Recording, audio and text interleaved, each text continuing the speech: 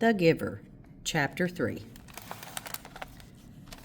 "Oh, look!" Lily squealed in delight. "Isn't he cute? Look how tiny he is, and he has funny eyes like yours, Jonas." Jonas glared at her. He didn't like it that she had mentioned his eyes. He waited for his father to chastise Lily, but Father was busy unstrapping the carrying basket from the back of his bicycle. Jonas walked over to look. It was the first thing Jonas noticed as he looked at the new child peering up curiously from the basket, the pale eyes. Almost every citizen in the community had dark eyes. His parents did, and Lily did, and so did all of his group members and friends. But there were a few exceptions. Jonas himself and a female 5 who he had noticed had the different lighter eyes.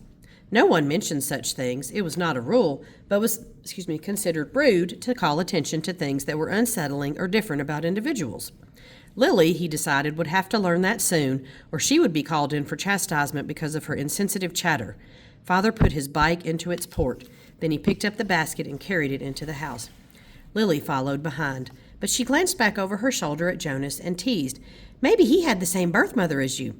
Jonas shrugged. He followed them inside, but he had been startled by the new child's eyes.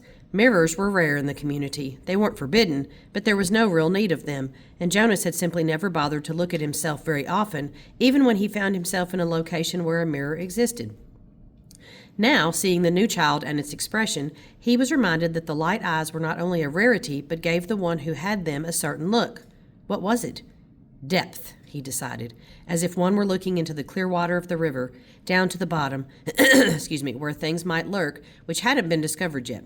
He felt self-conscious, realizing that he, too, had that look. He went to his desk, pretending not to be interested in the new child. On the other side of the room, Mother and Lily were bending over to watch as Father unwrapped its blanket. "What's its comfort object called?" Lily asked, picking up the stuffed creature which had been placed beside the new child in his basket. Father glanced at it. "Hippo," he said. Lily giggled at the strange word. "Hippo," she repeated, and put the comfort object down again. She peered at the unwrapped new child who waved his arms.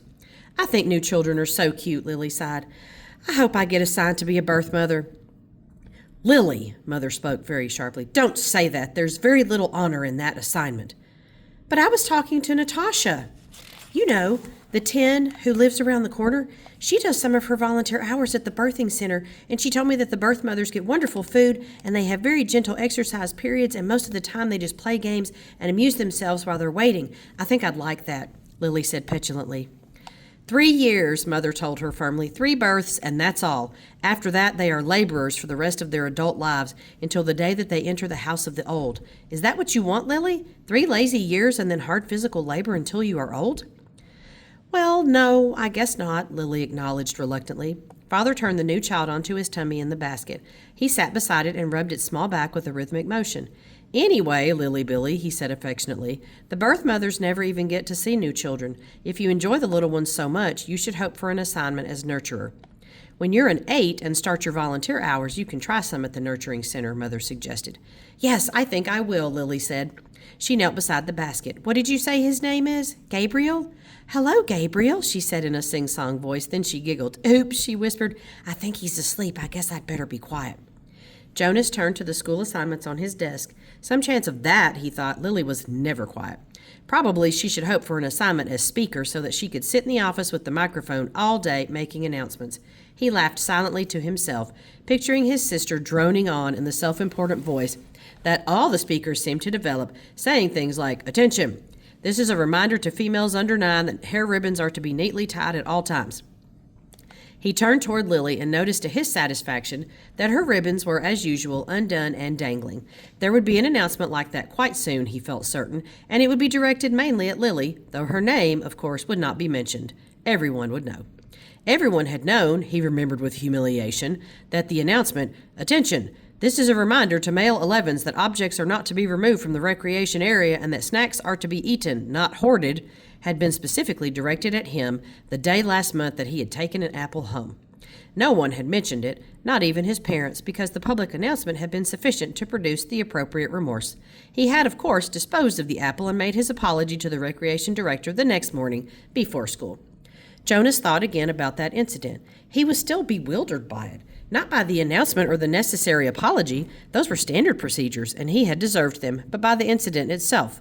He probably should have brought up his feeling of bewilderment that very evening when the family unit had shared their feelings of the day. But he had not been able to sort out and put words to the source of his confusion, so he had let it pass. It had happened during the recreation period when he had been playing with Asher.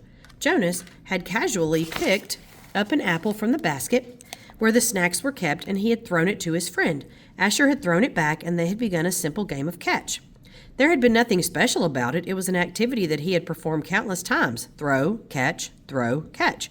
It was effortless for Jonas and even boring, though Asher enjoyed it, and playing catch was a required activity for Asher because it would improve his hand-eye coordination, which was not up to standards. But suddenly Jonas had noticed, following the path of the apple through the air with his eyes, that the piece of fruit had, well, this was the part that he couldn't adequately understand. The apple had changed. Just for an instant. It had changed in mid-air, he remembered. Then it was in his hand, and he looked at it carefully. But it was the same apple, unchanged. The same size and shape, a perfect sphere. The same nondescript shade, about the same shade as his own tunic. There was absolutely nothing remarkable about that apple. He had tossed it back and forth between his hands a few times, then thrown it again to Asher, and again in the air for an instant only. It had changed. It had happened 4 times. Jonas had blinked, looked around, and then tested his eyesight, squinting at the small print on the identification badge attached to his tunic. He read his name quite clearly. He could also clearly see Asher at the other end of the throwing area, and he had had no problem catching the apple. Jonas had been completely mystified. "Ash?" he had called. "Does anything seem strange to you about the apple?" "Yes," Asher called back, laughing. "It jumps out of my hand onto the ground." Asher had just dropped it once again. So Jonas laughed too, and with his laughter tried to ignore his uneasy conviction that something had happened. But he had taken the apple home against the recreation area rules. That evening, before his parents and Lily arrived at the dwelling, he had held it in his hands and looked at it carefully. It was slightly bruised now because Asher had dropped it several times. But there was nothing at all unusual about the apple. He had held a magnifying glass to it. He had tossed it several times across the room, watching, and then rolled it around and around on his desktop, waiting for the thing to happen again. But it hadn't.